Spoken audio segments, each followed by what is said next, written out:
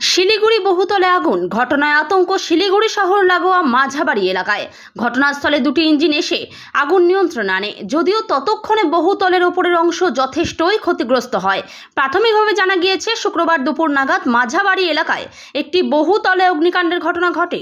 আগুন লাগার সঠিক কারণ স্পষ্ট না হলেও জানা গিয়েছে, ভীমরুলের চাকে আগুন ধরিয়ে তা নষ্ট করার চেষ্টা করা হচ্ছিল। সূত্রের খবর, তা থেকেই আগুনের সূত্রপাত। এদিকে ঘটনার খবর পেতেই সেখানে পৌঁছায় দমকলের দুটি ইঞ্জিন। একই সঙ্গে পৌঁছান স্থানীয় বিধায়ক শিখা চ্যাটার্জি। তিনি জানান, আগুন কিভাবে লাগলো বোঝা যাচ্ছে না, কিন্তু যথেষ্টই ক্ষতি হয়েছে অগ্নিকাণ্ডের ঘটনায়।